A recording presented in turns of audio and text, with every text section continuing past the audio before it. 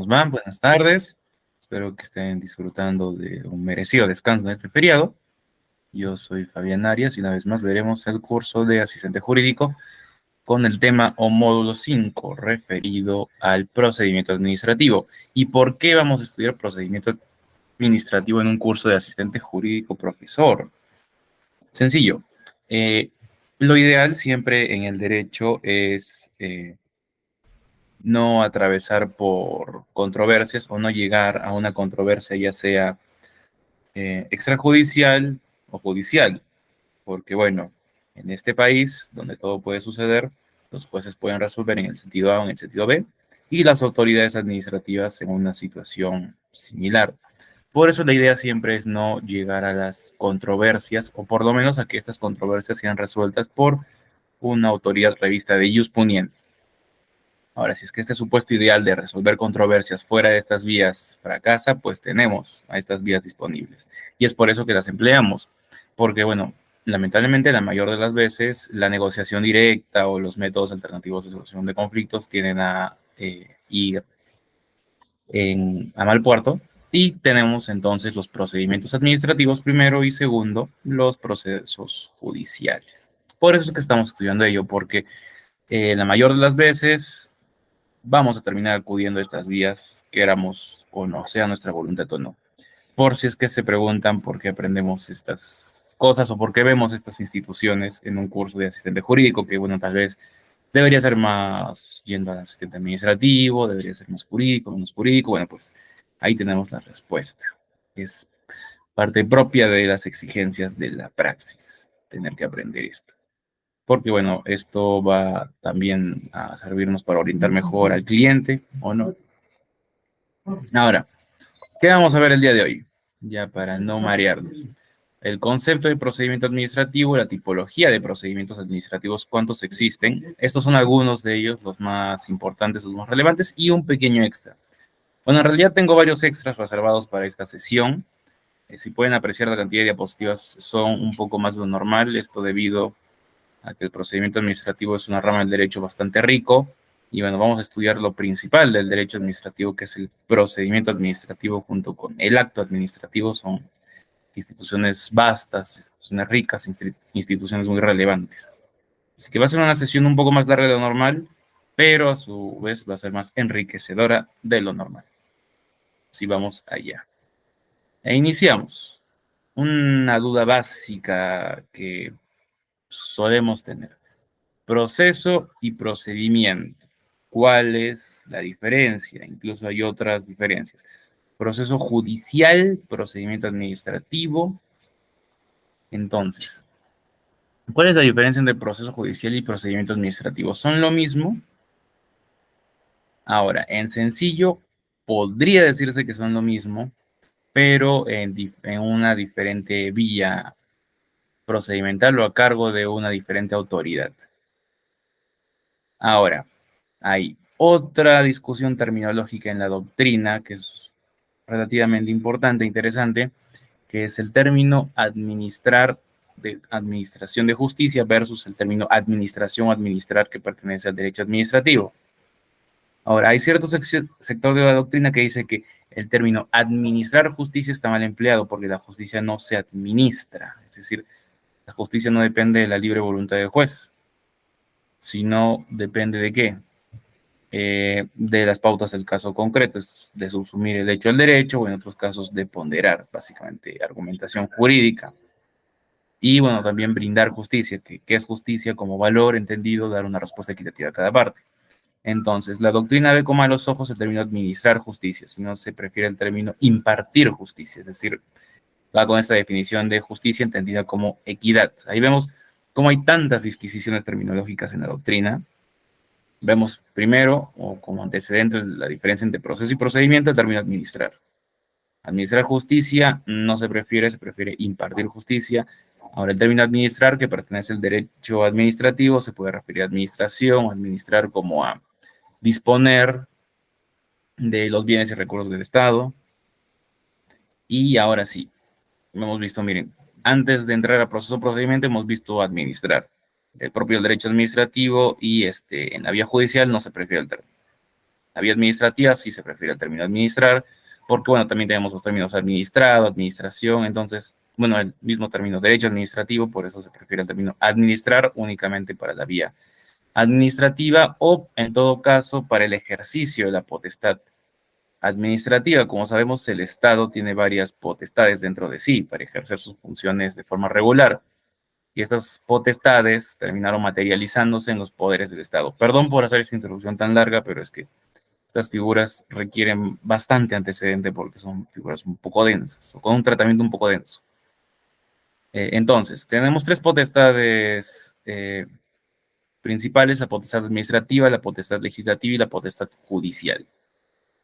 Fácilmente podemos diferenciar qué potestad pertenece a cada poder del Estado: la potestad legislativa, el poder legislativo; la potestad judicial, únicamente el poder judicial; y la potestad administrativa, esto sí es lo interesante, es una potestad inherente a los tres poderes del Estado, es decir, tanto el legislativo, ejecutivo como judicial ejercen potestad administrativa, solo que digamos el ejecutivo con más fuerza que los otros poderes del Estado, pero igual los tres ejercen potestad administrativa. Por ejemplo, el Poder Judicial y el Congreso pueden emitir actos administrativos, sí. Disponen de bienes, recursos, etcétera, sí. Entonces ejercen potestad administrativa. Firman contratos administrativos, tienen convenios de cooperación institucional, pueden declarar la nulidad de sus actos administrativos, sí. Entonces los tres ejercen potestad administrativa, sí. Por eso, el término administrar es correcto cuando hablamos en derecho administrativo y no tanto cuando hablamos de la función judicial, no del poder judicial, de la función judicial o del ejercicio de la función judicial. No hablamos de administrar justicia, deberíamos hablar de impartir justicia. Pero bueno, ya se quedó, digamos, o nos quedamos con el término de administrar justicia, perdón. Ahora, ya vamos, disculpen por la introducción, la diferencia entre proceso y procedimiento. El proceso pertenece a la vía judicial y el procedimiento pertenece al ámbito administrativo. Pero ¿qué tan diferente es uno del otro? Primero, el término procedimiento, para referirnos al abordaje de cada uno, pertenece tanto a la esfera pública como a la esfera privada. Es decir, que este término, el término procedimiento, no viene necesariamente de la administración pública, sino es utilizado o empleado tanto por la administración pública como por el sector privado. Los privados también contemplan procedimientos, por eso vimos el ISO 9001, en el cual habla de mejora en la gestión de procesos precisamente. Entonces vemos que el término procedimiento pertenece a ambos, no es exclusivo de la vía administrativa. Ya vimos esta introducción. Ahora vamos a abordar algunos conceptos que nos trae la doctrina. Primero, Juan Carlos Kazán, un autor extremadamente relevante, que nos dice: el proceso jurisdiccional se basa en el principio de preclusión, el procedimiento administrativo admite el informalismo. Aquí vemos o estamos intentando ver las diferencias entre proceso judicial y procedimiento administrativo. Primero, el proceso judicial se basa en el principio de preclusión. ¿Qué quiere decir?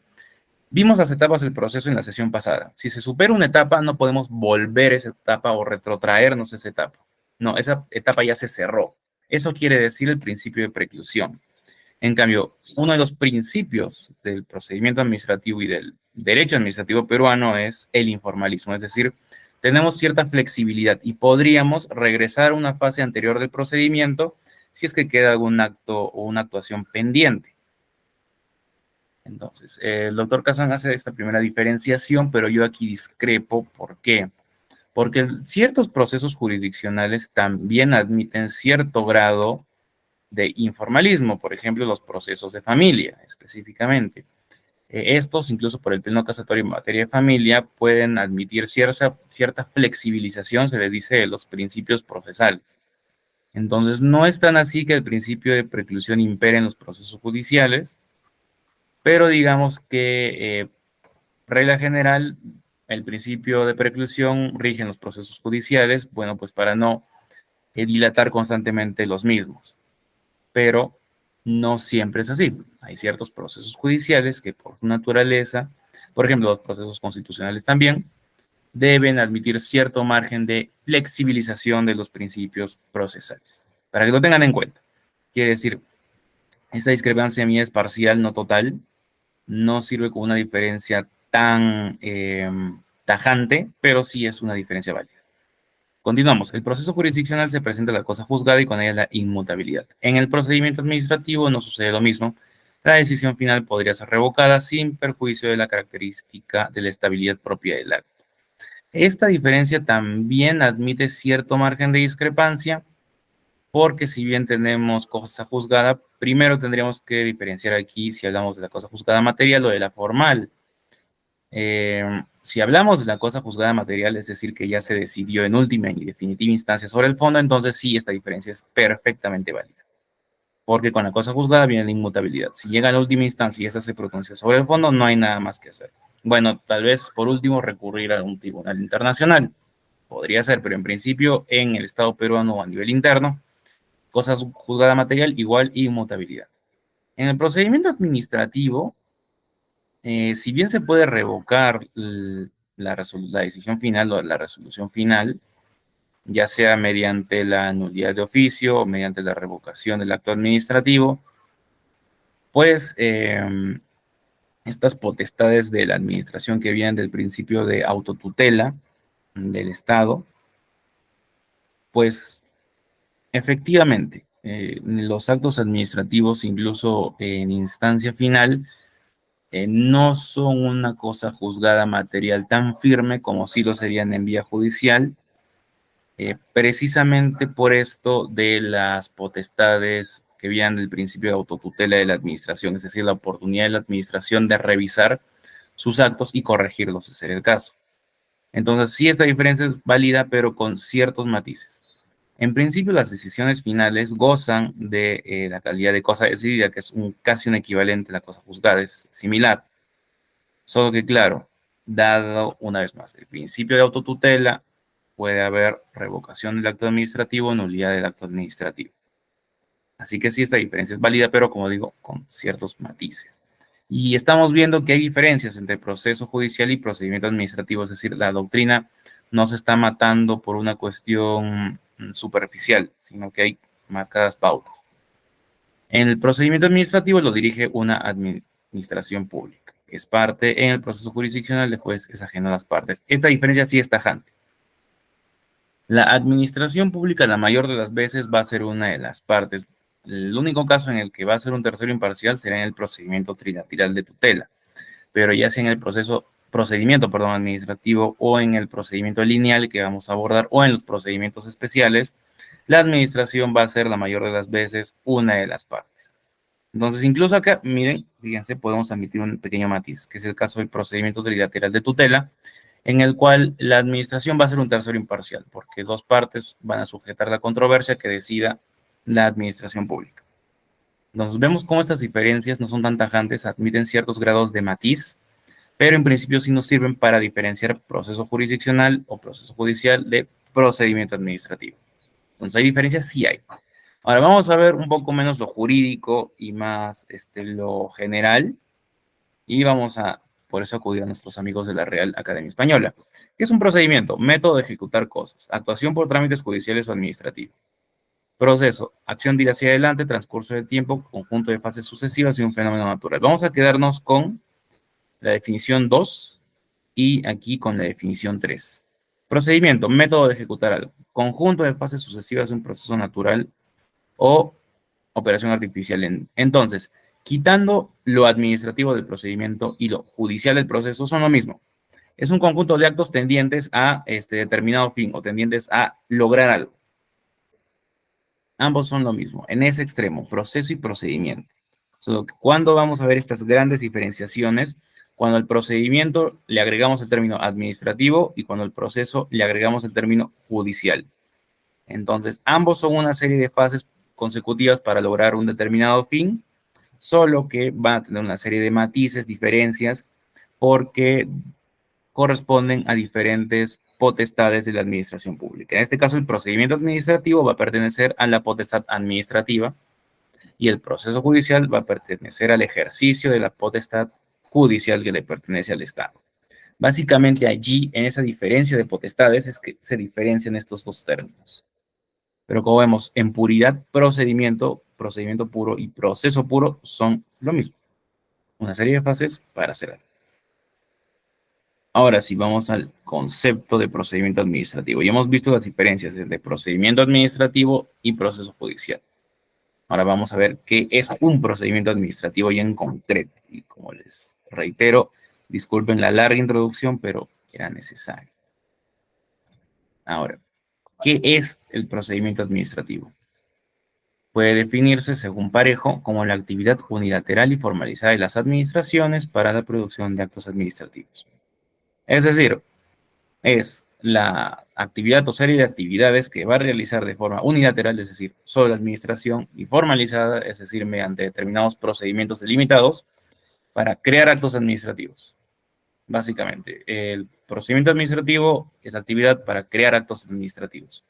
Es una definición bastante finalista del procedimiento administrativo, es decir, que se evoca nada más en la finalidad del procedimiento administrativo, que es producir actos administrativos. Sigamos. Se trata de actividad administrativa, es actividad jurídica. Se diferencia de otras actuaciones materiales de la administración. Es actividad unilateral. Las declaraciones finales no requieren de la voluntad de un tercero para alcanzar validez y eficacia. Esto también se desprende del principio de autotutela. El principio de autotutela tiene dos vertientes. Uno, revisión de errores de la administración, y dos, que la administración puede ejecutar sus propias resoluciones o actos y no necesita siempre de acudir a la vía judicial para ello. Si les interesa el principio de autotutela o ahondar en esto, les recomiendo leer algunos libros de Derecho Administrativo y llevar algún curso diplomado en Derecho Administrativo, les va a ayudar bastante. O, bueno, leer papers o sobre todo doctrina que siempre hablan bastante del principio de autotutela, es un principio muy importante. Continuamos, se diferencia de los contratos administrativos en los cuales sí se requiere la voluntad para que produzca efectos. Entonces, aquí estamos viendo algunas características del procedimiento administrativo para intentar definirlo. Es una actividad administrativa, es una actividad diferente a otras actuaciones materiales de la administración, es una actividad unilateral y es diferente al contrato administrativo. Eso es un procedimiento administrativo en base a sus características. Disculpen, esta diapositiva la he duplicado. Pido las disculpas del caso. Es actividad formalizada. Se desarrolla con una lógica que lo sustenta y trámites predeterminados. Aquí nos basamos en el principio de legalidad. Todas las actuaciones de la administración deben estar previstas según una norma con rango de ley o en su defecto en un reglamento. Esa actividad administrativa en sentido subjetivo emana de una administración pública, evidentemente. Aquí hablamos del sujeto que emite el acto. ¿Quién emite el acto administrativo? Una administración pública. Sencillo. Esa actividad administrativa en sentido objetivo es una actividad de la administración bajo el régimen del derecho administrativo. Diferenciar la actuación administrativa formalizada, la potestad administrativa de la que ya hablamos, puede tener por objeto la producción de actos administrativos, reglamentos y contratos. Estas son formas de la actuación de la administración: actos jurídicos, administrativos, reglamentos administrativos y contratos administrativos. Son formas de ejercicio de la potestad administrativa. Entonces, vemos que esta potestad, como les digo, puede tener diferentes objetos: actos, reglamentos, contratos. El procedimiento administrativo es el cauce formal para el desarrollo de la actividad administrativa. Es nosotros cómo vamos a materializar, o la administración cómo va a materializar el ejercicio de su gran potestad, que es la potestad administrativa, que vemos es inherente a los tres poderes del Estado. Articula la relación administración pública y sujetos interesados. Entonces, el procedimiento administrativo también es un vehículo que va a tender a juntar a dos sujetos: la administración pública y al administrado. Responde a fines específicos. Garantiza el sometimiento a la ley y al derecho de las actuaciones administrativas. Una vez más, principio de jerarquía de las normas y principio de legalidad. Permite uniformizar y racionalizar la actuación administrativa. Esto quiere decir, tenemos varios principios en la Ley de Procedimiento Administrativo General que precisamente tienen a uniformizar y racionalizar ciertos procedimientos de la administración pública, pues precisamente para dotar de predictibilidad al administrado. Por eso tenemos a los TUPAS, por eso tenemos a los TUSNES, que son intentos de poder condensar todos los procedimientos administrativos en un solo documento para que los podamos verificar.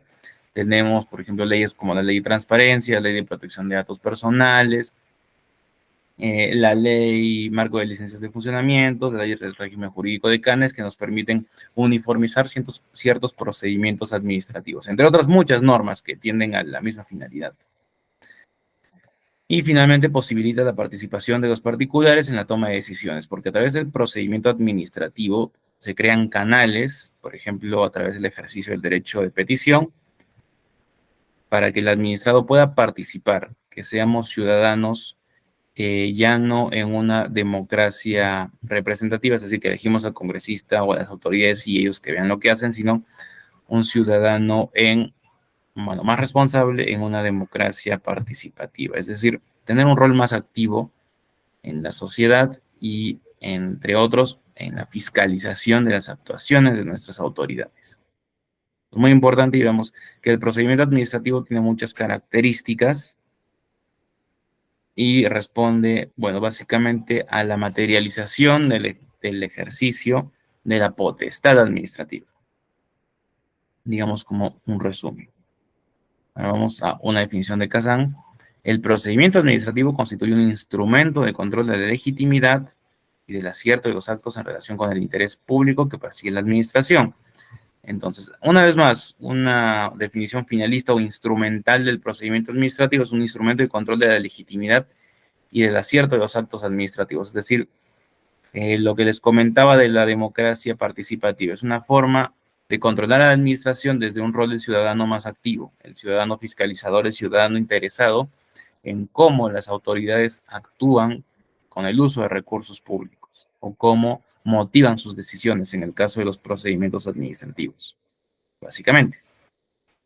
Ahora, una definición un poco más acotada, un poco menos doctrinaria, un poco menos densa, para que podamos descansar de tanta doctrina, es una definición del todo de la LEPAJ.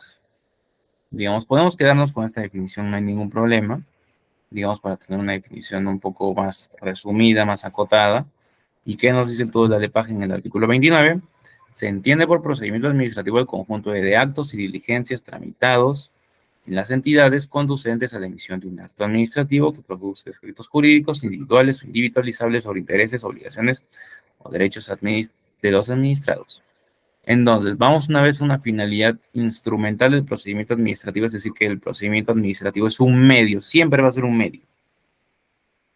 Ahora, es un medio, es un conjunto de actos y diligencias tramitados por las entidades, es un medio llevado a cargo por la administración pública para emitir actos administrativos, cuyo fin es emitir actos administrativos. Entonces, es un medio para un fin. El medio es el conjunto de actos y diligencias tramitados en la entidad. El fin es la emisión de un acto administrativo, pero no de cualquier acto administrativo, sino un acto administrativo eficaz que despliegue efectos jurídicos individuales o individualizables, ya sea sobre intereses, obligaciones o derechos de los administrados, porque si emitimos actos administrativos que no se pueden ejecutar o que no van a tener efectos jurídicos, entonces ¿para qué los emitimos? ¿Para qué evocamos un procedimiento administrativo si al final nuestro producto, el producto con valor público de la administración pública que va a ser el acto administrativo, no tiene efectos, no va a tener ningún tipo de efecto en la sociedad? No tendría sentido, sencillamente. Por eso, como ven, esta definición, si bien es más acotada que las definiciones de la doctrina, es una definición un poco más concreta y completa, porque tenemos que es un medio para un fin, y no cualquier fin, sino un acto administrativo. Y no cualquier acto administrativo, sino que uno que produzca efectos políticos. Ahora vamos a una definición, digamos, resumen. El procedimiento administrativo es un fin. El fin es la tutela del interés general y dentro de ella la tutela de los derechos de los ciudadanos. Vemos que el procedimiento administrativo siempre va a ser un fin y la finalidad última o el fin último del procedimiento administrativo ni siquiera va a ser el acto administrativo o el acto administrativo eficaz, sino la tutela de los derechos de los ciudadanos, el fin último del procedimiento administrativo. Tenemos ahí una definición súper resumida. Entonces, siempre veamos al procedimiento administrativo como un instrumento o un medio para llegar a un fin. El fin último, fin final, en valga la redundancia, va a ser la tutela de los derechos de los ciudadanos. Ahí tenemos. Un súper ultra resumen. Ya hemos visto que es un procedimiento administrativo, fue una definición, digamos, un poco larga, y dado que la definición fue un poquito larga, me van a disculpar por tantísima doctrina y tanta introducción.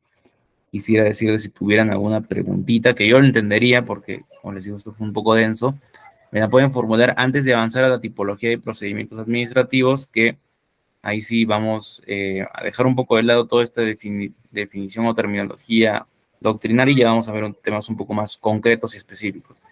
Así que si tienen preguntas, adelante, porque ya vamos a avanzar a otros temas ya más, como les digo, específicos.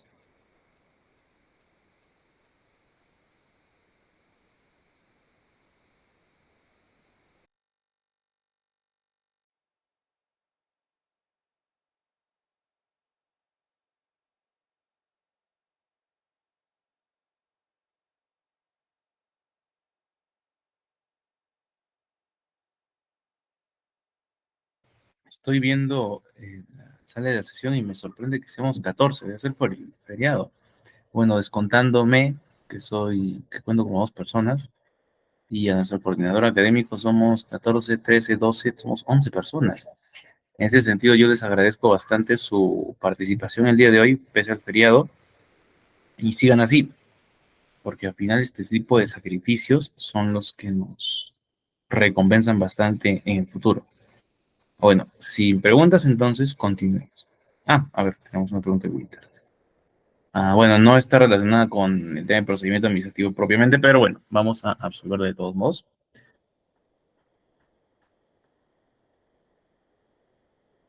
Profesor, si se denuncia un funcionario público de una entidad pública ante el OSI, ¿cuál vendría a ser el desenlace de la misma? Bueno, ahí tendríamos que ver temas más bueno, derecho administrativo, pero un poco más profundos, que son, por ejemplo, para introducirnos, la diferencia básica entre procedimiento administrativo sancionador, disciplinario y funcional, y las responsabilidades administrativas, disciplinaria y funcional. La disciplinaria básicamente es el ejercicio del control del empleado, del empleado hacia el trabajador. Es decir, digamos, la potestad disciplinaria de uno sobre el otro. Y la responsabilidad administrativa funcional quiere decir el control de la administración sobre sus funcionarios y servidores en cuanto al regular cumplimiento o ejercicio de sus funciones y del control de los recursos a su cargo. Así es como en jurisprudencia principalmente y en casuística se intenta diferenciar a las responsabilidades administrativas, funcional y disciplinaria, pero bueno, en doctrina, por ejemplo, el doctor Ramón Guapaya se opone un poco a esta diferenciación y él incluso nos dice que son lo mismo. Ya inclusive una superposición de responsabilidades, es decir, que se estaría sancionando básicamente doblemente a funcionarios y servidores públicos. Pueden ir en esa línea, pueden ir en la línea que les acabo de comentar, depende ya de cada uno de ustedes, pero digamos la línea oficial del Estado peruano es que hay responsabilidad administrativa, funcional y disciplinaria. En caso de los funcionarios y servidores públicos que trabajan al interior de cada bueno, entidad pública. Ya teniendo esto en cuenta, vamos a hablar de la responsabilidad administrativa funcional, que es la responsabilidad administrativa básicamente que ve OSI Contraloría. Marco, déjame por favor terminar con la pregunta de Wilder. O bueno, si está relacionada con lo que estoy mencionando, puedes hacerlo. Si no, te pediría que lo dejes para después. Termino Ya, de ok, resolver ok, esta para después. con la otra. Ya, gracias. Ya.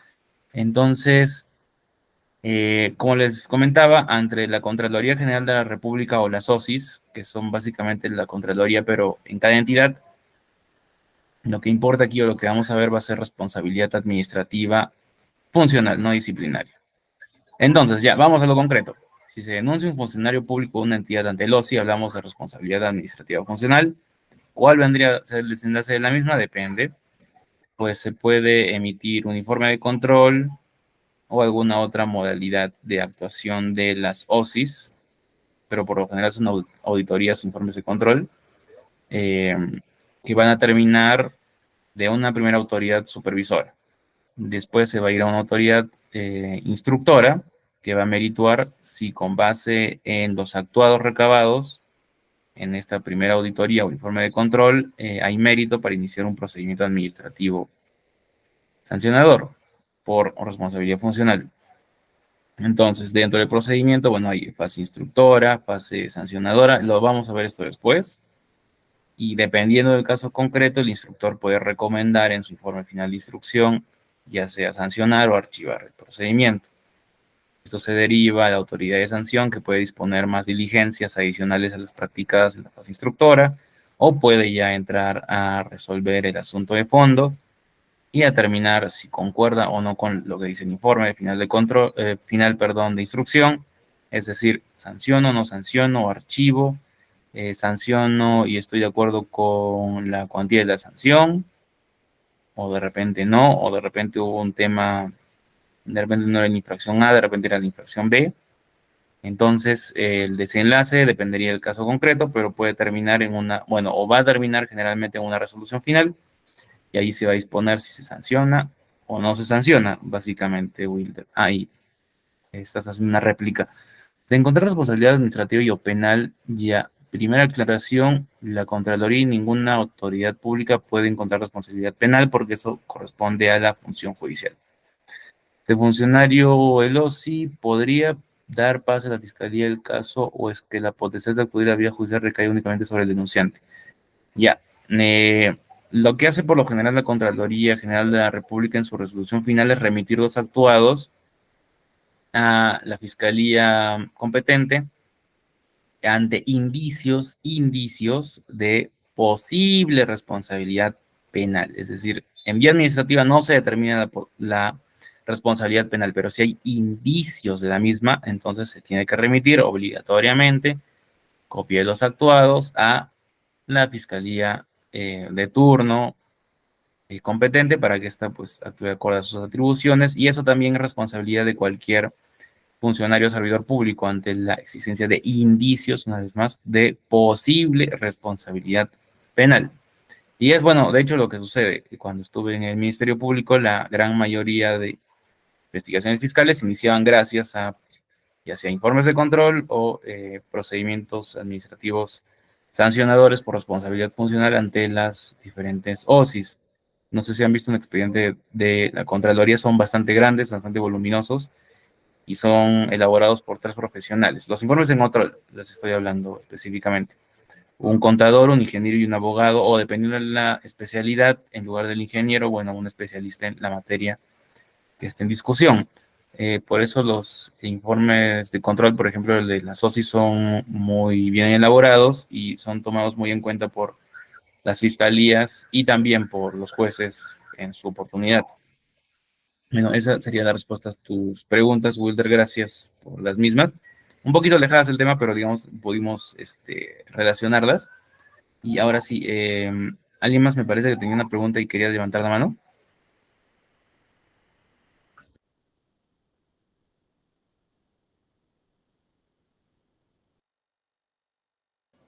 Sí, yo quería ver con relación a lo que es la administración pública en el Estado peruano, cuál sería la manera más adecuada o más fácil, ya que en el mundo globalizado actual ya casi es algo se simplifica en lo que es en la administración pública. Por ejemplo, en España ya se minimiza el uso de más de papel, ¿no? Se hace más digitalizado, más más armonioso y más fácil para la administración. Sin embargo, acá en Perú lo hacen un poco más burocrático y no hay la forma de repente imitar o copiar o tratar de mejorar en lo que es la administración pública. Esa sería mi pregunta. Gracias, Marco, por tu pregunta. Y la respuesta sería, en principio, siempre hay y siempre habrá oportunidad de mejora porque, bueno, no hay nadie perfecto en el mundo. Y siempre se puede ir hacia adelante, siempre se puede implementar algo, mejorar algo. De hecho, hay bastantes políticas. Tenemos una ley de simplificación administrativa, tenemos una política de modernización de la gestión pública, incluso tenemos un sistema administrativo de modernización, me parece, en los sistemas administrativos previstos en la Ley Orgánica del Poder Ejecutivo. Entonces, como vemos, el Estado va hacia adelante en materia de mejora en la administración, mejora en la gestión de procesos incluso. y esto lo podemos ver, como les digo, en las normas antes mencionadas o en la política y en la política antes mencionada. También hay políticas sectoriales o normas sectoriales, por ejemplo, sobre políticas de austeridad, control en el uso de papel, entre otras materias. Incluso a nivel del Sistema Nacional de Presupuestos les comento que el PEPOR, que es un, digamos, mecanismo de disposición o de uso del presupuesto público, es una modalidad especial y solo se implementa en dos materias actualmente, en lucha contra la desnutrición infantil y en violencia contra la mujer. Entonces vemos cómo el mejor uso de recursos o la mejor racionalización de uso de recursos incluso está vigente, aunque reservada a dos materias, pues porque son de particular interés público. Entonces sí estamos yendo hacia adelante. Yo entiendo que muchas veces no vemos esta mejoría o esta mejora, pero piensen, por ejemplo, en cuántas entidades administrativas, que son casi todas, tienen mesa de partes virtual. Eso, un tema sencillo. A veces basta con enviar el documento a través de un sistema o creamos un usuario y una contraseña y lo enviamos con nuestro usuario y contraseña. Las solicitudes de transparencia y acceso a la información pública se pueden enviar por el portal de transparencia estándar o mediante los diferentes portales que tenga cada entidad. En la mayoría de los casos, como repito, algunas entidades, digamos, un poco más resistentes a implementar estos mecanismos, principalmente de virtualización en sus entidades. Y también tenemos, por ejemplo, una Secretaría de Gestión Pública y una Secretaría de Gobierno Digital que se encargan de implementar precisamente estas políticas de modernización en sus respectivas materias y sus competencias. Por ejemplo, también el libro de reclamaciones virtual. Casi todas las entidades están obligadas a tener un libro de reclamaciones virtual, salvo ciertas empresas administradas o no por el FONAFE y ciertas empresas, perdón, entidades que tengan implementado ya un proceso de reclamos en sus propias normas internas. Entonces vemos cómo a través de estos mecanismos tan sencillos y tan comunes o tan cotidianos se viene mejorando la gestión pública. Ahora, si queremos responder a la pregunta de cómo mejorarla, pues primero siempre hay un tema de cada entidad. Si las entidades son más o menos resistentes o están más o menos dispuestas o pueden en mayor o mejor medida implementar estas políticas o en general ser más eficientes, pues enhorabuena. Pero vemos primero un problema de carácter de cada entidad. Depende de cada entidad cómo va a implementar esas medidas. Independientemente de un régimen de infracciones o sanciones contra las mismas, va a depender al final de la voluntad de cada entidad, incluso de cada funcionario o servidor, si es que quiere crear servicios públicos con valor público o en general ser más eficiente. Entonces, primero habría un tema, digamos, de mejorar esa voluntad o ahondar en esa voluntad o que exista esa voluntad de ir hacia adelante, de mejorar. Lo segundo sería tal vez un tema un poco más normativo. Hay normas contradictorias, por ejemplo, existe la derogación tácita, que sabe Dios, se crea una ley, ¿qué normas se estarán derogando? Porque no lo dice expresamente la nueva norma. Entonces habría un tema de sistematización normativa en el que el Ministerio de Justicia afortunadamente está trabajando, porque si no tenemos normas claras y normas que van en el mismo sentido, entonces no vamos a dar predictibilidad ni confianza a nadie y vamos a complicar las cosas bastante porque vamos a encontrar normas contradictorias, normas con vacíos y eso pues no ayuda en nada. Así que yo diría que tenemos dos temas. Primero un tema de voluntad de cada entidad y después un tema normativo. Incluso podría añadir un tercer tema que sería el tema de recursos. Y no tanto de disponibilidad, bueno, un poco de disponibilidad y un poco de ejecución.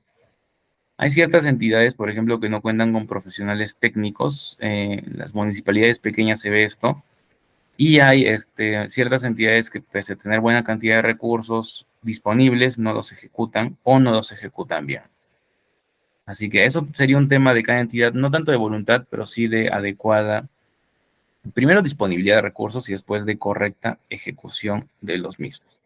Así que si se quiere mejorar la administración pública, en mi opinión, habría que manejar o verificar estos tres temas. Voluntad de la entidad, un tema normativo y un tema de disponibilidad y correcta ejecución de los recursos públicos. Y ahora, sí, me parece que alguien te estaba levantando la mano, perdón por haberme extendido en esta pregunta particularmente. pero bueno, había que hacer un macroanálisis en pequeñito de la administración pública y eso es un poco complicado hacerlo en poco tiempo. Me parece que Wilder tenía una pregunta. Sí, sí, profesor. Buenas noches. Básicamente, si bien con lo que usted comentaba, argumentaba mi respuesta a mi pregunta, si bien como tal la denuncia se plantean únicamente la policía y la fiscalía, ¿no? Porque siempre he observado que el OSI dice, presente su denuncia de tratarse una vulneración, un agravio a un derecho de un ciudadano. Si al final de cuentas el OSI no determina, como usted mencionaba, la responsabilidad penal de este funcionario, en concreto quería saber, con este informe que emite, porque es lo único que puede hacer, considero, eh, ¿es potestad del usuario, o sea, del ciudadano que denuncia, acudir con este informe a la fiscalía, o es que ese informe de OSI, el personal lo traslada a la fiscalía? Esa era mi duda, profesor. Ah, ya. Perdón por no haber ahondado en este punto antes, pero como mencioné, los informes de control o las resoluciones finales previo procedimiento por responsabilidad funcional son remitidos de oficio por las OSIs a las fiscalías competentes. Esto porque, como mencioné antes, si hay indicios de posible responsabilidad penal, entonces de oficio tiene que disponerse, remitir los actuados a la fiscalía de turno. Esto lo hace la OSI, como repito, de oficio. Ahora, también lo puede hacer el denunciante. En la LEPAG está especificado que hay una responsabilidad de la administración de notificar únicamente en los procedimientos sancionadores la resolución final al denunciante. Entonces, si se notifica en la resolución final, queda a elección del denunciante si remite los actuados, es decir, la resolución final y su denuncia, junto con una denuncia penal a la Fiscalía Penal de turno, o si no lo hace y de repente espera que la propia o si lo haga. Depende depende del denunciante, depende de su voluntad. Y de la OSI no depende, sino que si encuentran indicios, sí o sí de oficio tienen que remitir los actuados. Como yo les comentaba, buena cantidad de investigaciones fiscales inician gracias precisamente a esta obligación de la OSI o del OSI de remitir los actuados a la Fiscalía Penal de turno. Entonces, esa es la respuesta. Wilder, gracias por tu pregunta. Está bien, profesor, muchas gracias. Se ha respondido a mi pregunta. Gracias. Entonces, disculpen por la extensión de las respuestas, pero hay que ser siempre precisos y ahondar en ciertos temas. Son importantes. Y ahora sí sigamos. La tipología de los procedimientos administrativos. Hay más de 3 procedimientos administrativos previstos, pero vamos a ver solo 3. Y ahora, antes, una pequeña introducción. Disculpen con seguir con doctrina, pero es necesario a veces clarificar ciertos asuntos. Las tipologías de procedimientos administrativos son las siguientes. Primero, con relación a las secuencias del procedimiento, este es constitutivo, revisión y ejecución. Es decir, aquí se genera un acto administrativo, se crea un acto administrativo. Aquí se revisa o se cuestiona o se impugna el acto administrativo y aquí se ejecuta. Es decir, se hace valer el acto administrativo constituido. Sencillo. Otra clasificación o tipología de procedimientos administrativos de aprobación automática, es decir, presento mi solicitud de mesa de partes, sellito de mesa de partes, listo, ya está aprobado lo que me estás pidiendo, tu licencia de funcionamiento o algún pedido de copias o algún acto administrativo que estabas requiriendo, sellito de mesa de partes, aprobado, listo, listo administrado, aquí tienes. Y procedimientos de evaluación previa, es decir, presento en mesa de partes, pero no está aprobado. Espérate, administrado, tengo que evaluarlo. Así que lo paso al área competente, y dependiendo del tipo de procedimiento, de repente se deriva a otra área, que cada uno hace su informe de repente, y dice, a ver, cumple o no cumple los requisitos, check X, ya te lo apruebo. O no, no te lo apruebo. Lo siento mucho, administrado. Entonces, es la diferencia de aprobación automática, aprobación en mesa de partes y evaluación previa. Hay que pasar por la evaluación de los requisitos, tanto de forma como de fondo. Muy bien, continuamos. Procedimiento interadministrativo y procedimiento externo. Aquí vamos básicamente a ver qué procedimientos competen a nada más al interno de la entidad y qué procedimientos de repente requieren de otra entidad o algún ente externo para concretizarse. Procedimientos reglamentarios, los que no han sido creados, por ejemplo, en virtud de la LEPAC, sino que están previstos en normas especiales. Y procedimientos de oficio y por instancia de parte. De oficio, por lo general, son los procedimientos sancionadores, por excelencia. Y por instancia de parte pueden ser los trilaterales, casi siempre, el 99.9% de las veces. Y los procedimientos lineales también el 99.9% de las veces por instancia de parte. Ahora vamos con los procedimientos que vamos a estudiar ahora y que son algunos de los generales, aunque la LEPAG los denomina algunos especiales. Yo estoy poniendo generales como una generalidad, es decir, que estos son los más comunes, pero no se guíen de este término si lo buscan en la LEPAG, porque por ejemplo el trilateral y el sancionador son especiales. La terminología que estoy usando esta de procedimientos generales es, bueno, de Salazar y también propio. Pero por si acaso, no, estos tres no son procedimientos generales conocidos en la LEPAG, sino que hay procedimientos generales y especiales en la norma. Por favor, no nos confundamos. Entonces, vamos a estudiar estos tres porque son los más comunes, considero, y los más relevantes. Lineal, trilateral y sancionador. Primero, el más sencillo, el más común, el del día a día, el que está en la mayoría de las veces en el TUP, el procedimiento lineal. Quiero mi licencia, quiero mi autorización, quiero mi pedido de copias, etcétera, etcétera, procedimiento lineal. Quiero la inscripción de determinado acto, si hablamos de registros públicos, etcétera, etcétera, etcétera, etcétera. Entonces, lineal. ¿A quiénes tenemos acá? Dos sujetos. Yo administrado y la administración. Nadie más. Por eso es lineal, porque solo hay dos personas involucradas. Ahora, ¿qué podemos comentar de repente sobre el procedimiento lineal? Que aquí no va a obedecer una tercera persona. Aquí soy yo peticionante con la administración, que va a ser un sujeto, digamos, con una serie de potestades por la potestad administrativa. Se va a encargar de revisar si lo que estoy pidiendo es acorde a derecho, básicamente. Aquí no hay una mayor controversia, es el ejercicio del derecho de petición. Yo le solicito algo a la administración, ya sea que emita un acto administrativo, que puede ser un título habilitante, es decir, una autorización, licencia, etcétera. Puede ser algún otro tipo de pedido. Por lo general es la emisión de actos administrativos. Pero es el más sencillo, es yo, administración, nada más. ¿Puedo acudir a una segunda instancia? Sí, pero seguiría siendo yo versus administración. Es la nota característica del procedimiento lineal y por eso se le dice así.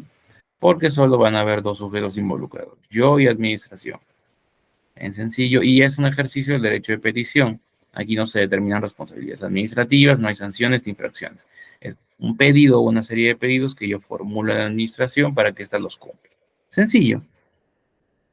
Sigamos, procedimiento trilateral, este es un poco más complejo y también es más relevante porque aquí se suscitan las grandes, bueno, algunas de las grandes controversias. El trilateral es administrado 1, administrado 2, administración, tercero imparcial.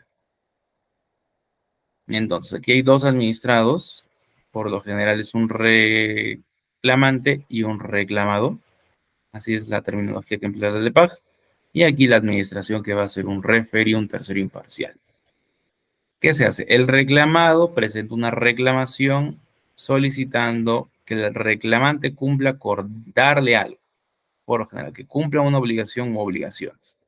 Es que hace la administración determinar si lo que está solicitando el reclamante es o no acorde a derecho y si en los descargos que presente el reclamado hay mayor o menor peso para conceder lo que solicite el reclamante. Así de sencillo. Este es un procedimiento administrativo, por ejemplo, especial. ¿Y por qué es más complejo? Porque hay más involucrados y por la función que cumple la administración, en este caso es decidir. Pero decidir que dirimir o solucionar una controversia. Por ejemplo, en la ley de organismos reguladores, que me parece ha sido hace poco modificada, y se quiere modificar un poco más, me parece. Tenemos que, entre otras, las potestades de los organismos reguladores, que son OSINDERMIS, UNAS, se les conoce como los OS, pero no son solo organismos que empiezan con O, por si acaso. Una de sus potestades es la de resolución de controversias. Y aquí está la potestad, o claro, la potestad de resolución de controversias. Aquí. materializada en el procedimiento trilateral. Se le conoce como trilateral en algunos ordenamientos particulares, se le conoce como trilateral de tutela, pero sigue siendo lo mismo. Es resolver una controversia a nivel de administración pública, la administración va a ser el tercero, tenemos reclamante, reclamado. En sencillo. Ahora, ¿qué es interesante del trilateral de tutela? Que no, casi, perdón, no sé qué me ha pasado, casi no se prevén plazos en las primeras etapas del procedimiento, es decir, básicamente la admisión a trámite. ¿Por qué no hay plazos? Porque la LEPAJ nos provee. Entonces, ¿qué hacemos a falta de plazo? Cada entidad en su norma especial tiene que disponer plazos. Por ejemplo, el Ministerio de Justicia en materia de protección de datos personales no contempla plazos, así que, bueno, básicamente, tu solicitud, tu reclamación, perdón, puede demorar un poco en ser admitida a trámite. Por ejemplo, en una entidad como OCIPTEL, en la que yo estuve, sí hay plazos previstos. De hecho, hay un reglamento de procedimientos trilaterales de tutela que es muy, muy bueno. Y allí sí está bien parametrado el procedimiento trilateral de tutela. Entonces vemos como la regulación general de la LEPAJ a veces no alcanza y cada entidad tiene que regular algunos alcances mucho más específicos para dotar pues más predictibilidad a los administrados, sobre todo a los reclamantes. Continuamos. El desarrollo del procedimiento trilateral, inicio, la admisión a trámite, junto con el contenido de la reclamación, hay ciertos requisitos, no son muy complicados, la contestación que debe producir el reclamado, si es que desea contestar la reclamación, tampoco es una obligación. Siempre va a haber una etapa probatoria y con algunas pautas dependiendo de cada entidad. Se puede conceder medidas cautelares, bueno, pues a pedido del reclamante. Cabe impugnación, por supuesto, todo acto administrativo puede ser impugnado. Bueno, claro, no todo acto administrativo, perdón, sino ciertos actos administrativos. Y puede haber, ya sea dentro o fuera del desarrollo del procedimiento, una etapa de conciliación o transacción extrajudicial. Bueno, transacción extrajudicial evidentemente fuera del procedimiento, pero se pide su homologación dentro del procedimiento trilateral ya iniciado, o puede haber una conciliación ya sea dentro del mismo procedimiento a pedido de las partes o de oficio,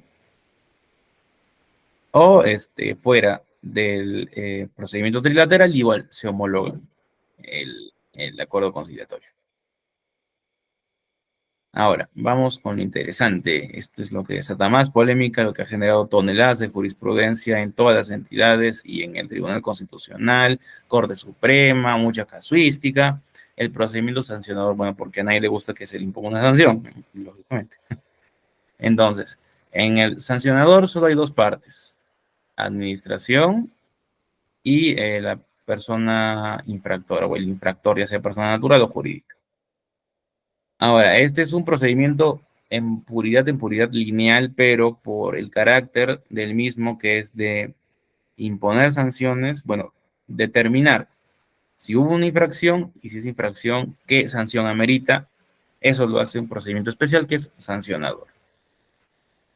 ¿Cuáles son los principios de la potestad sancionadora? Es decir, qué principios las autoridades deben contemplar al momento de llevar a cabo de ejercer la potestad sancionadora y de llevar a cabo un procedimiento administrativo sancionador. Legalidad. Solo las normas previstas por las normas pueden ser imputadas y en su momento pueden ser sancionadas por las entidades.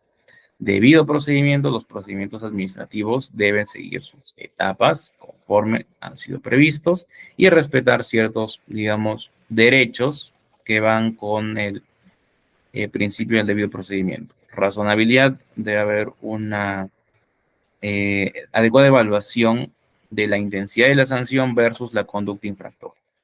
Tipicidad, el régimen de infracciones y sanciones debe estar previamente previsto en una norma legal. Y retroactividad, no podemos acudir a disposiciones anteriores para sancionar hechos del presente, salvo la retroactividad benigna.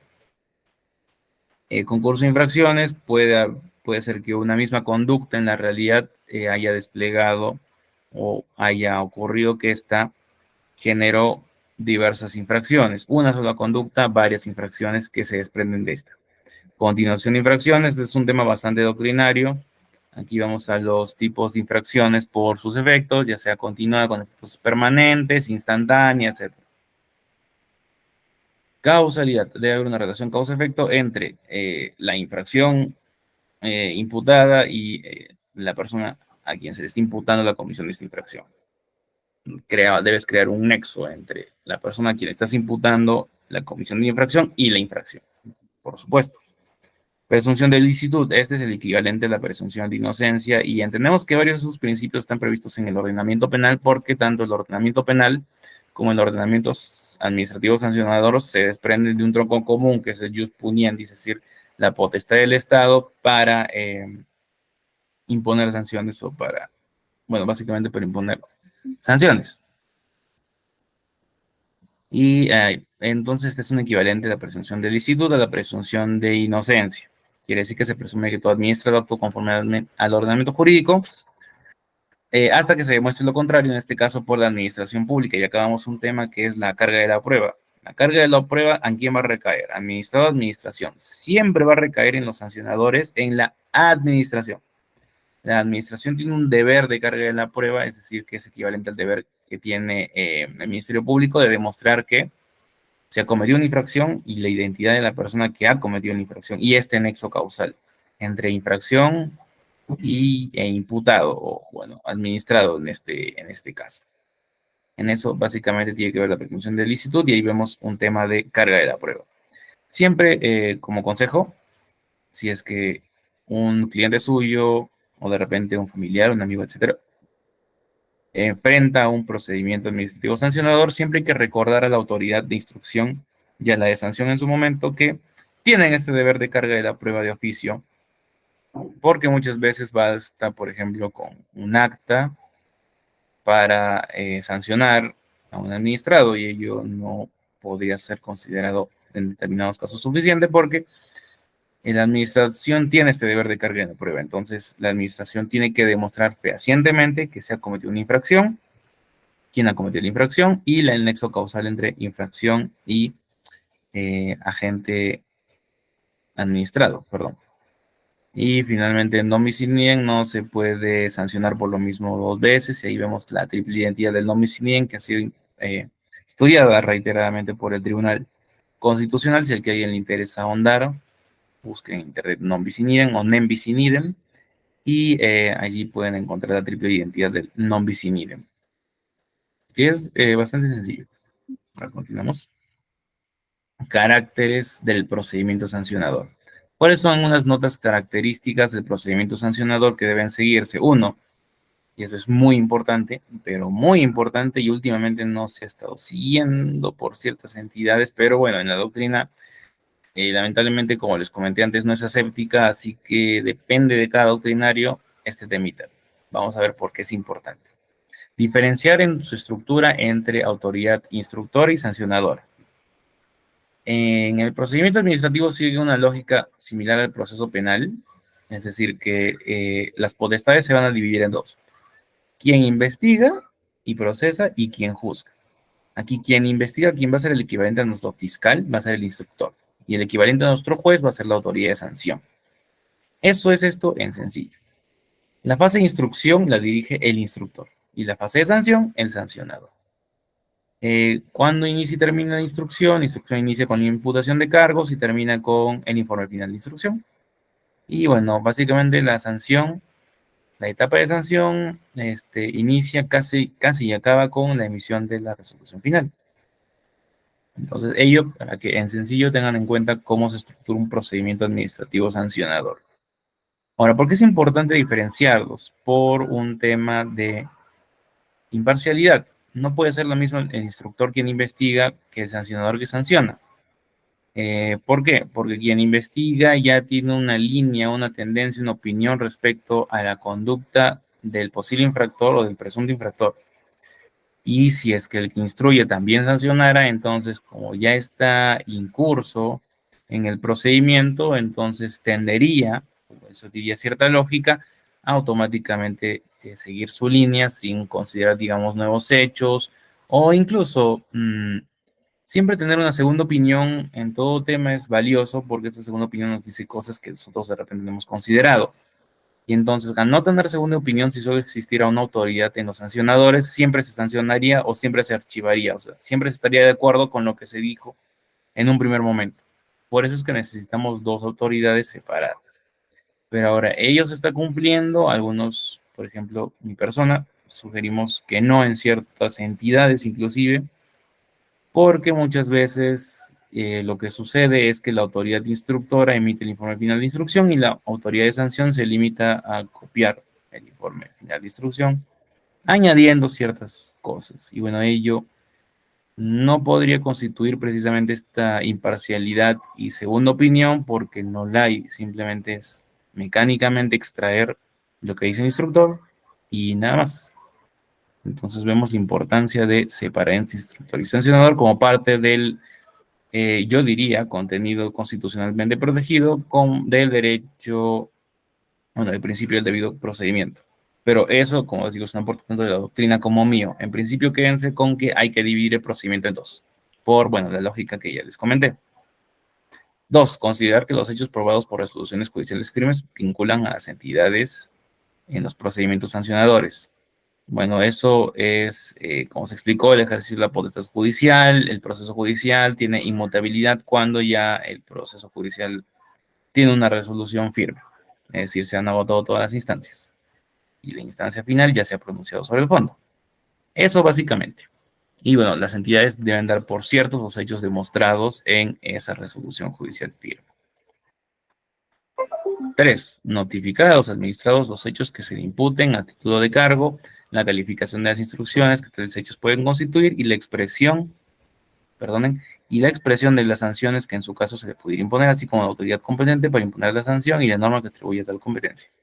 Esto básicamente es lo que guía a la administración y a todas las entidades para estructurar su imputación de cargos. Como les dije, la imputación de cargos es el inicio del procedimiento.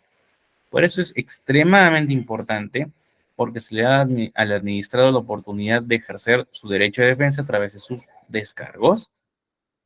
Y por eso es que la imputación de cargos debe tener cierta estructura, para que así el administrado tenga la mayor y mejor posibilidad de defenderse frente a la administración. ¿Cuál es la estructura que debe tener una típica resolución de imputación de cargos? Es la siguiente: la calificación de las infracciones que los hechos puedan constituir. Entonces, primero, hechos. 2. Las posibles infracciones que puedan constituir esos hechos, las posibles sanciones que puedan ameritar esas infracciones y la autoridad competente para imponer la sanción y la norma que le atribuya la competencia a esa autoridad sancionadora. Entonces, lo mínimo indispensable que debe contener una resolución de imputación de cargos, si no incluso se puede declarar su nulidad, y ha sucedido bastante, y sucede bastante. ¿Por qué? Por eso sencillo, no se sigue alguno de estos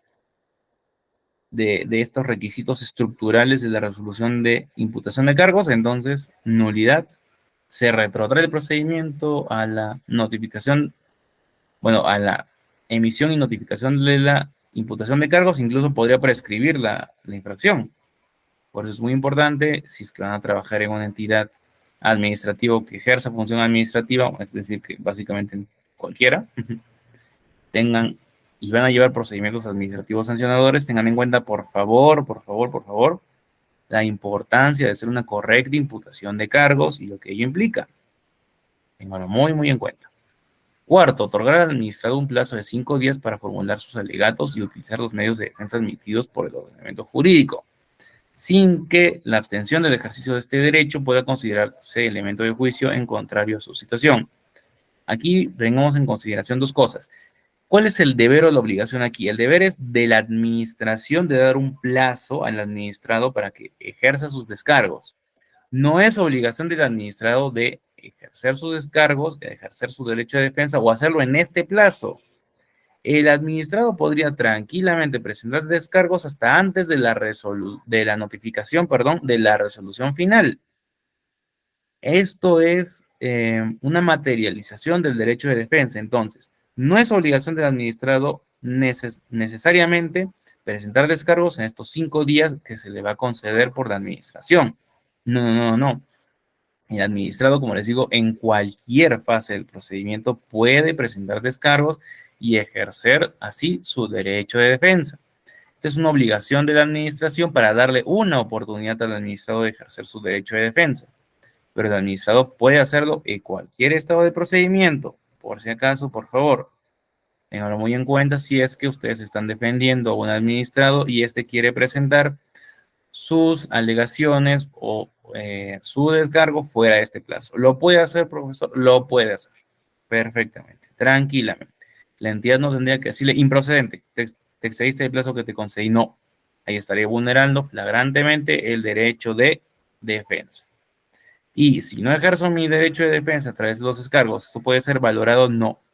El silencio nunca puede ser valorado como un indicio de culpabilidad, y eso lo dice que especialmente la jurisprudencia de la Corte Suprema de la República en materia penal, que como sabemos puede aplicarse acaso el derecho administrativo sancionador porque comparten este tronco común de jus puniendi. Así que tengamos en cuenta estas dos cosas, por favor. Son muy, pero muy importantes. Ahora sigamos. Procedimiento sancionador y el procedimiento o las fases del procedimiento propiamente dicho. Se inicia siempre de oficio, por iniciativa propia o como consecuencia de orden superior, petición motivada de otros órganos, entidades o por denuncia. Ahora, aquí hay que definir un tema doctrinario. Van a disculpar que veamos tanta doctrina el día de hoy, qué espeso el profesor se puso hoy, pero también es necesario ver esto. En doctrina se intenta o se pretende crear una modalidad de procedimiento administrativo que se denomina trilateral sancionador. Esto de plano, y también concordando con el doctor Guapa, ya no existe. Lo que existe es sancionador por un lado y trilateral por otro. Ahora, existen procedimientos sancionadores con un denunciante interesado, que es quien va precisamente a presentar su denuncia o interponer su denuncia a la entidad competente, y que hay un denunciante interesado o muy participativo en determinado procedimiento sancionador, no implica que este se convierta en un trilateral, es decir, que va a ser denunciante, denunciado y administración. No, eso no obedece a la lógica del sancionador. En el sancionador siempre va a ser entidad de la administración pública, presunto infractor.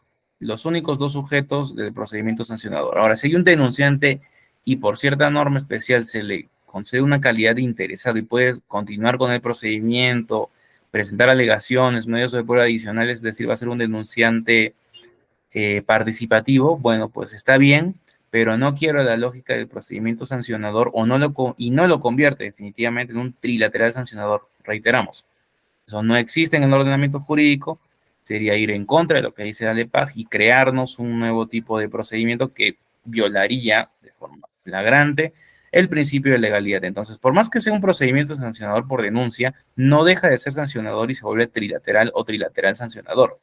El procedimiento sancionador es uno. Y una de sus modalidades, digamos, de comunicación a la entidad puede ser por denuncia de parte, es válido, pero no caigamos en el error de que si alguien te dice, trilateral sancionador es, por ejemplo, el del materia de derecho consumidor de NECOPI o los de OEFA. No, si bien hay denunciantes interesados en esos procedimientos, esos no dejan de ser procedimientos sancionadores. Incluso vamos por un tema básico. En el procedimiento en materia de infracciones al Código de Protección y Defensa del Consumidor, ¿se impone una sanción? Sí. Entonces, ¿en los trilaterales se imponen sanciones? No. En los trilaterales se decide si la reclamación es fundada o es infundada en cuanto a sus pretensiones. En el sancionador se imponen sanciones. Se determinan la existencia de infracciones y se imponen sanciones que vayan en la línea de esas infracciones. Nos vemos por ese tema tan sencillo de delimitar que no existe un trilateral sancionador, porque no se podría hacer ambas cosas en un solo procedimiento, es decir, imponer sanciones y declarar fundadas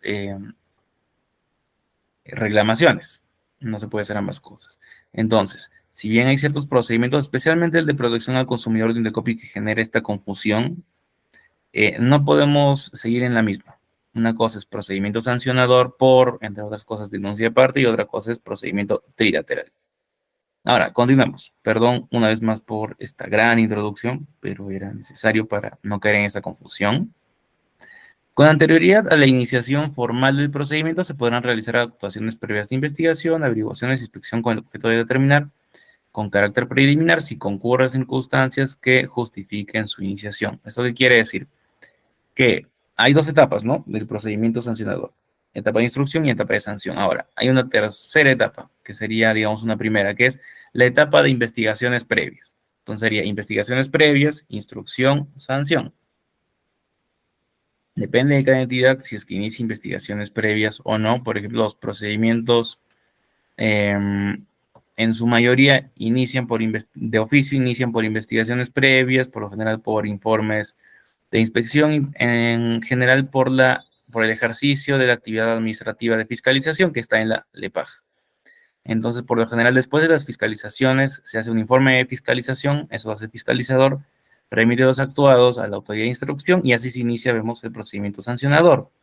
Entonces, depende si se va a iniciar o no la etapa de investigaciones previas, pero sí es perfectamente posible, inclusive, si recibimos una denuncia de parte, el instructor puede solicitar una diligencia de inspección de motu propio o al área, si es que tienen una oficina que se encarga de la actividad inspectiva.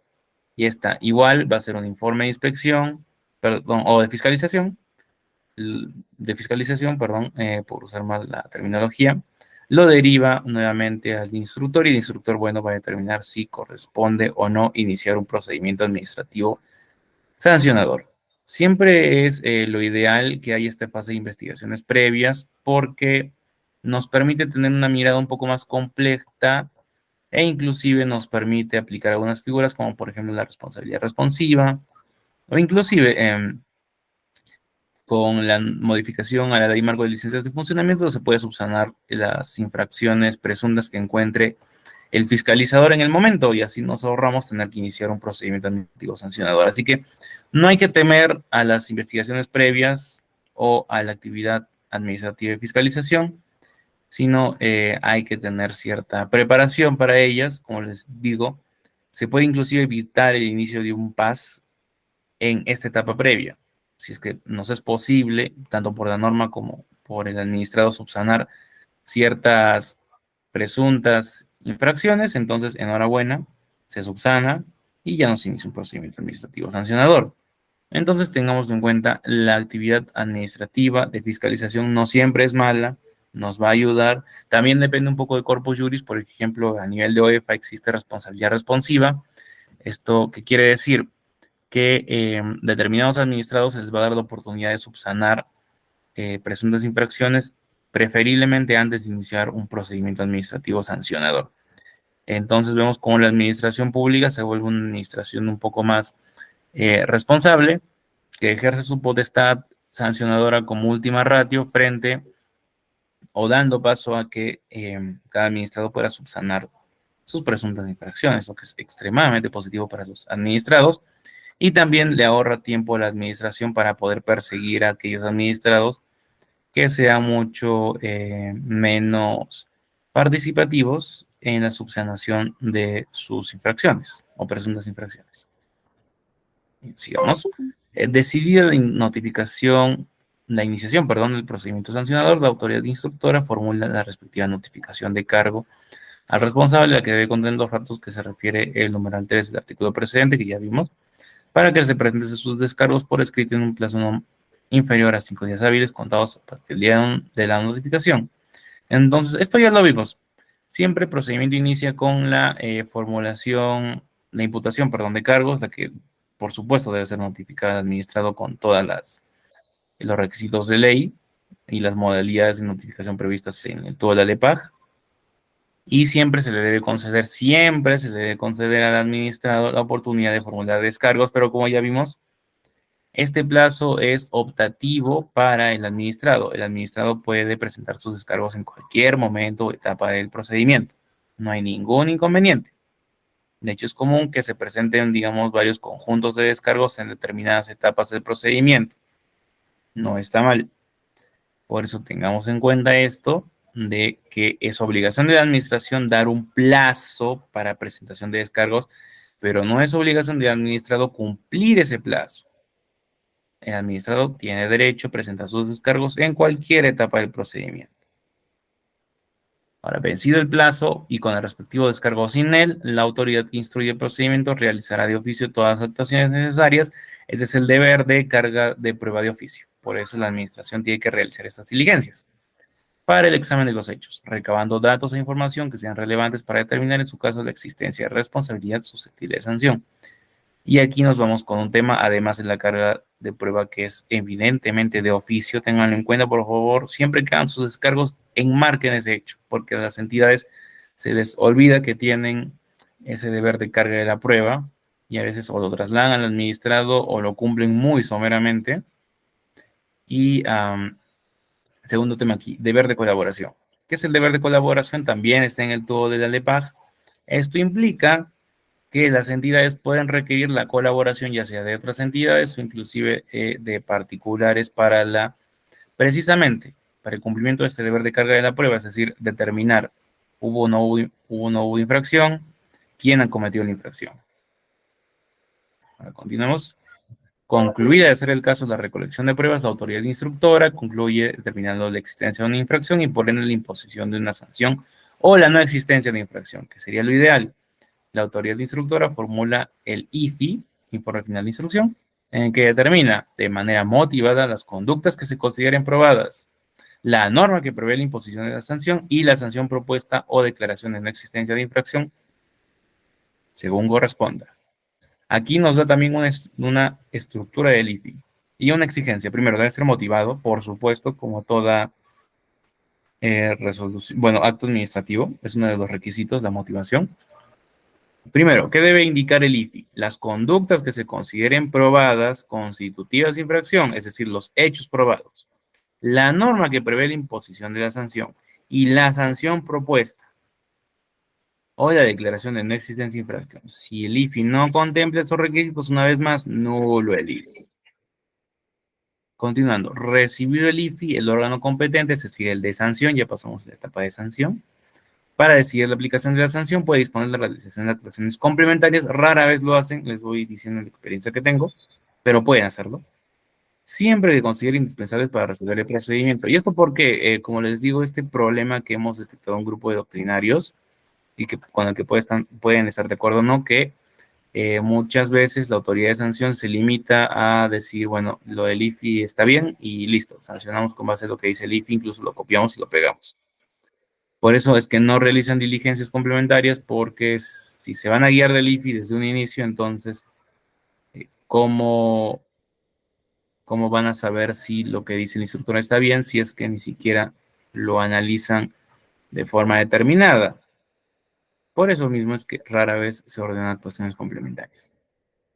El IFI debe ser notificado al administrado para que formule sus descargos en un plazo no menor de 5 días. Ahora estaba otro asunto. ¿Se puede impugnar el IFI? ¿Se puede interponer recursos o remedios contra el IFI? Y la respuesta es no. ¿Por qué, profesor? Porque el IFI no es un acto administrativo que revise la calidad de resolución que ponga fin a la instancia o de resolución de mero trámite que impida continuar o proseguir con el procedimiento administrativo. Dado entonces que no se encuentra el IFI en estos dos supuestos, no lo podemos impugnar. Así que, por favor, este es un error clásico que cometen, bueno, las personas primerizas en paz, en procedimiento administrativo sancionador, que impugna el IFI. No impugnen el IFI, presenten descargos al IFI y la impugnación la reservamos, ya sea actos de mero trámite que impidan continuar con el procedimiento o a la resolución final. A esas dos nos guardamos nuestro escrito que dice recurso de apelación o interponemos apelación.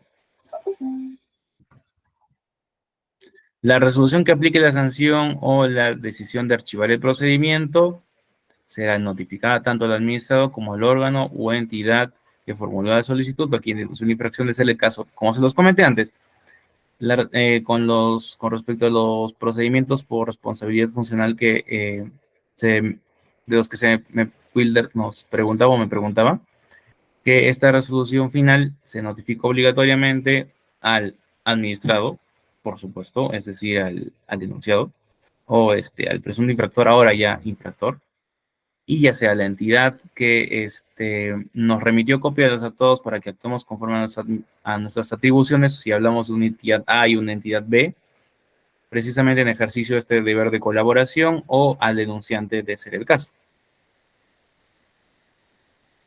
Y con eso, mis estimados alumnos, hemos concluido. Les agradezco bastante por la atención. Una vez más, disculpen por el tema de doctrina tan denso. Era necesario poder ensayar esto para tener ciertas cosas claras. Ahora hemos visto los tres principales procedimientos, como les digo, hay otros que son especiales, que están previstos en normas especiales o que están en la LEPAG, pero estos son los que más sencillamente van a ver en el transcurso de su carrera profesional. y también estos son los procedimientos que más pronunciamientos ameritan, tanto en jurisprudencia como en doctrina, o como requieren ajustes cada cierto tiempo a nivel normativo. Entonces, habiendo concluido 5 minutos antes, casi en el tiempo, excelente. Segunda ronda de preguntas. Si es que no tuvieran, entonces ya pasamos con nuestro señor coordinador académico, como siempre, que nos apoya tan amablemente. Y entonces, dejo el piso abierto a preguntas. Por favor, siéntanse en la libertad de formularlas. No hay ningún inconveniente. Yo me encuentro aquí para absolverlas.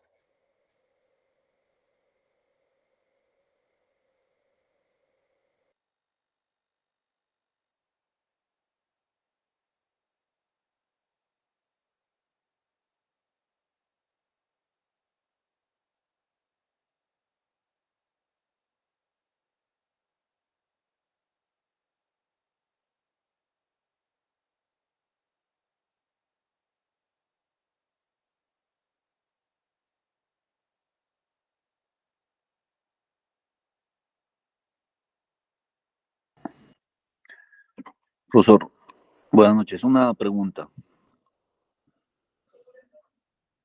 Sí, Marco, dígame. Lo que es en relación al procedimiento administrativo sancionador, ¿qué pasa cuando sancionan a, a un administrado, lo despiden arbitrariamente de su trabajo y aparte le abren otro procedimiento, lo que es en la vía judicial o la vía penal? eh, ¿Cuál está viable esa sanción vía penal y vía administrativa, o solamente debería ser administrativamente despedido de su trabajo, o y sancionado por el Código Penal en el caso de corrupción de funcionarios? Eh, Ahí es mi duda. ¿Cómo se mide ese aspecto? ¿Cuál vale más? ¿Lo que es el aspecto penal o lo que es la administración pública? Esa sería mi pregunta. Gracias por tu pregunta. Entonces, ahí vamos una vez más al tema de non bis in idem, es decir, nadie puede ser acusado 2 veces o sancionado 2 veces por lo mismo. Y debemos entender una cosa, que la responsabilidad penal en sus diferentes bienes jurídicos protegidos y la responsabilidad administrativa en sus diferentes bienes jurídicos protegidos, estos son distintos, son de distinto tipo. Bueno, en la vía penal habría que determinar cuál, porque hay muchos bienes jurídicos protegidos, y en la vía administrativa también. Pero en todo caso, estos son siempre diferentes y serán siempre diferentes. Precisamente porque ese tronco común ya se divide en dos, que son las responsabilidades administrativas y la responsabilidad penal, y ambas protegen un catálogo diferente de bienes jurídicos protegidos. Si quieren saber los bienes jurídicos protegidos en vía penal, basta con revisar el código y revisar cada título del Código Penal: delito contra la propiedad, contra la administración pública, contra la seguridad pública, contra la vida, el cuerpo y la salud. Esos, por ejemplo, son algunos bienes jurídicos protegidos que protege el derecho penal. Frente a los que protege el derecho administrativo, que, bueno, por ejemplo, son el correcto funcionamiento de la administración pública, entre otros. También hay un tema doctrinario y jurisprudencial allí de debate, pero lo que quiero remarcar es que las responsabilidades al proteger bienes jurídicos protegidos distintos no es que una prime sobre la otra, sino es que cada responsabilidad es independiente la una de la otra. Tanto es así que, por ejemplo, en vía administrativa te pueden sancionar y en vía judicial te pueden absolver, que de hecho sucede con cierta frecuencia, o viceversa. Entonces, sí se puede imponer una sanción eh, basado en una misma conducta en la vía penal o en la vía administrativa. ¿Por qué? Porque si bien la conducta y el sujeto van a ser los mismos, hay una doble identidad, el bien jurídico protegido en la vía penal y en la vía administrativa no van a ser los mismos, así que no se configuran los requisitos o los presupuestos del non o non bis in idem. Por ende, es perfectamente válido que te sancionen, como reitero, por una misma conducta y siendo el mismo sujeto, tanto en la vía penal como en la vía administrativa, bajo el entendido de que los bienes jurídicos protegidos de ambas van a ser diferentes. Por ende, no se te está sancionando por lo mismo 2 veces, porque cada vía va a proteger bienes jurídicos diferentes y te van a imputar cargos diferentes. Evidentemente, una cosa es delito de concusión Y otra cosa en la vía administrativa, bueno, podría ser una de las muchas infracciones del artículo 49 de la Ley del Sistema Orgánico de Control, o bueno, si vemos otro tipo de temas más por la responsabilidad disciplinaria, el artículo 46 de la Ley Servir. Entonces sí, se puede sancionar por mismos hechos, mismo sujeto, pero no va a ser nunca por el mismo tipo de infracción, ni por el mismo tipo de bien jurídico protegido, por ende.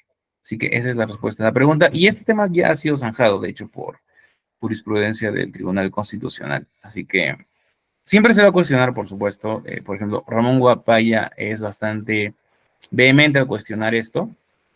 Pueden leerlo o verlo en alguna exposición o ponencia si tienen la oportunidad. Pero bueno, en principio el tema ya se zanjó a nivel constitucional, por lo menos. Disculpe, profesor, eh, por ejemplo, en el caso de la institución policial, por ejemplo, administrativamente lo pasan a retiro al toque, al instante cuando hay cuando por ejemplo es comprobado corrupción de funcionario, eh, lo despiden, ¿no? Por la medida disciplinaria es pase a retiro y en el juicio, ¿no? Que le abre la vía penal, sale archivado o sale, se comprueba que realmente no era el efectivo policial que estaba en actos de corrupción. Y en ese caso, ya no puede regresar a la institución si ya lo han despedido. ¿Cómo sería en ese caso? O sea, ¿cuál vale? La vía penal se ha comprobado que no es él y la vía administrativa ya en su trabajo ya le despidieron, ya no se va a poder reincorporar o cómo sería eso. Ya, no, me pronuncié en una anterior sesión, en sesiones anteriores, que consultas tan concretas, porque es una consulta, porque es un caso particular, como ¿no? que me hizo una de sus compañeras, también respecto a responsabilidad en el ámbito policial, miren qué interesante, parece que hay bastantes casos. Y como reiteré esa vez, las consultas tan concretas requieren de una evaluación del caso concreto, evaluación que yo no puedo hacer. Ahora, lo que puedo dar es unas pautas generales.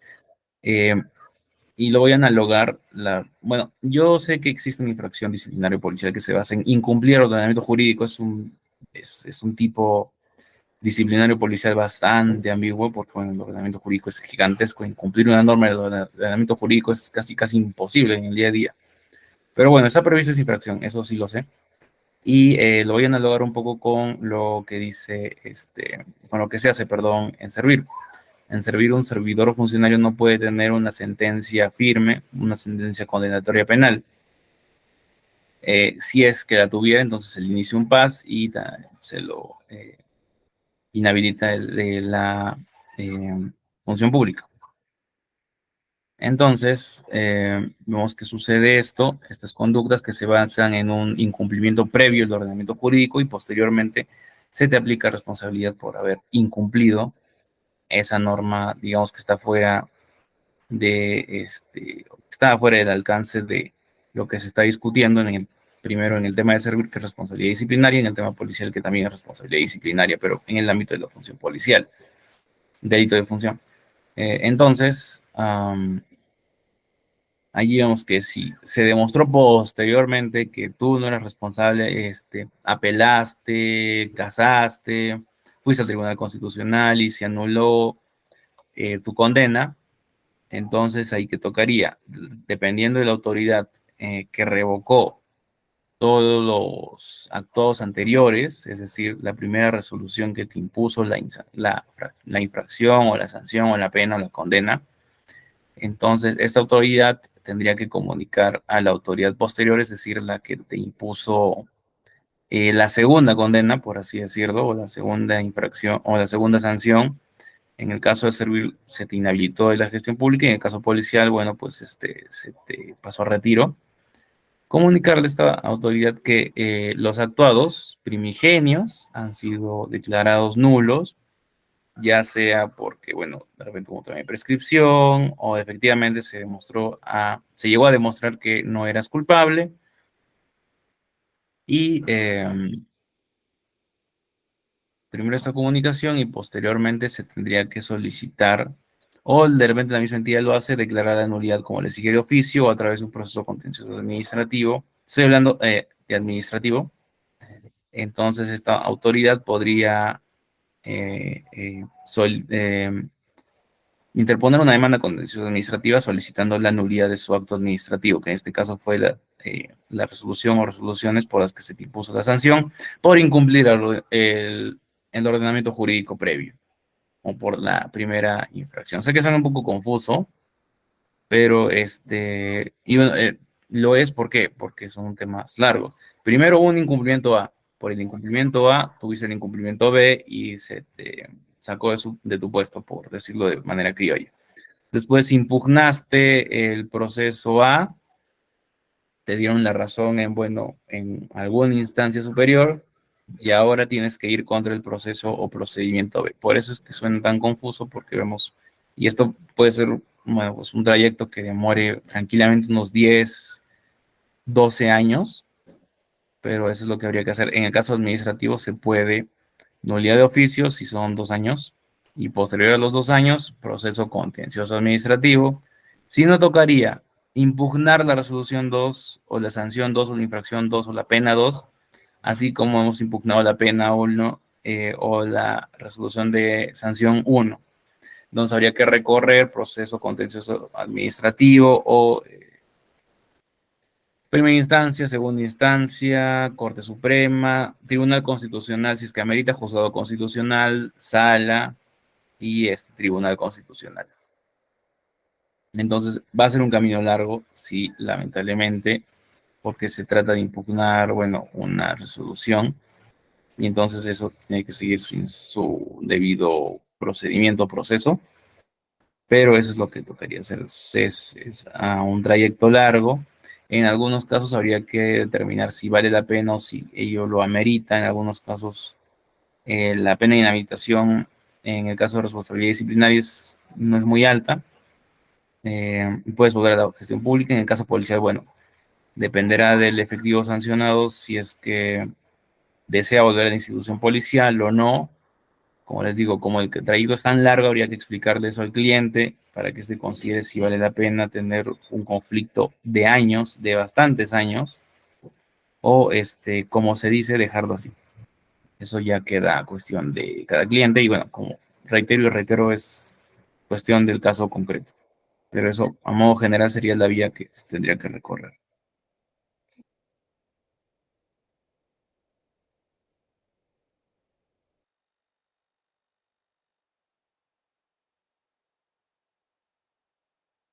Dios, no me fijé la hora, ya son 7:38. Disculpen por hacerlos, quedar casi 10 minutos más. Ah, Miguel me dice, ¿qué significa LEPAG? Es LEPAG. LEPAG. Ley del Procedimiento Administrativo General. Se le conoce por esas siglas en doctrina, sobre todo, pero es, digamos, un grupo de siglas tan conocidas que ya son básicamente de uso común. Perdón si no he explicado antes o para de repente las personas que se conectan por primera vez. LEPAG es Ley de Procedimiento Administrativo General y ahora tenemos incluso otro término que tenemos en medio de esta sesión. Procedimiento Administrativo. Tenemos el término PAS. A partir de ahora PAS es Procedimiento Administrativo Sancionador. A ver, otro término que tiene abreviatura, y este sí está en el ordenamiento jurídico. Ordenado. Otro término, TUO, texto único ordenado. También creo que mencioné TUPA, sí, una vez, ¿no? Sí, sí lo mencioné. Texto único de procedimientos administrativos. Ahí tienen unas siglas para que las puedan estudiar a modo de tarea. Texto único. Ya está, ahí tienen. Sí, sí los pude. Sí. Tenemos LEPAG, Ley de Procedimiento Administrativo General, PAS, Procedimiento Administrativo Sancionador, TUO, texto único ordenado, y TUPA, texto único de procedimientos administrativos. Ahí tengan esas siglas en cuenta, las van a usar bastante si ven temas de procedimiento administrativo, y las van a emplear bastante en sus escritos, porque a menos que quieran usar la terminología completa, pero se van a terminar cansando y posiblemente van a terminar cansando a la autoridad administrativa que lea sus escritos, porque recordemos que todo juzgador es un humano, y todo humano es susceptible, por ejemplo, de caer en aburrimiento, de cansarse, tienen temas personales, familiares, o por último, de caer en lo que llamamos sesgos cognitivos. Estudian ese tema, si es que les interesa. Muy interesante, sobre todo si he estudiado en Europa y me parece que en Brasil, ahí les tengo sesgos cognitivos, pero ayudan. Por ejemplo, en Estados Unidos se determinó que los jueces que estaban eh, más cerca del almuerzo tendían a imponer más sentencias absolutorias que en la mañana, que imponía más sentencias condenatorias. ¿Por qué? Porque el juez que quiere ir a almorzar se quiere ir rápido. Y si se quiere ir rápido, entonces absuelve, absuelve, absuelve, porque la condena toma más tiempo, porque requiere un mayor nivel de fundamentación y argumentación, y además que sí o sí va a haber impugnación en caso de condena de parte de la fiscalía. Por eso en Estados Unidos, si el juez veía, uy, hora del almuerzo, uy, condenado con, bueno, imputado con suerte, porque lo más probable es que lo iban a absolver de su crimen.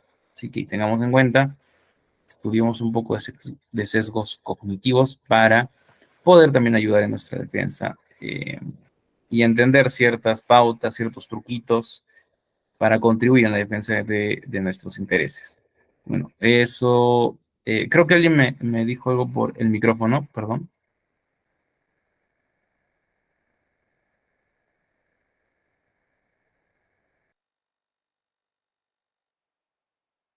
No, si no, también por el chat, por el micrófono, no hay problema.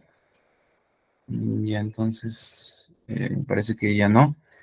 Si es que tuvieran más dudas, pueden hacerlo por intermedio, en todo caso, del coordinador académico. Él y yo estamos muy en contacto día a día, así que si les trasladan preguntas, él me las va a su vez trasladar en el plazo brevísimo. eh, un libro de sesgos cognitivos.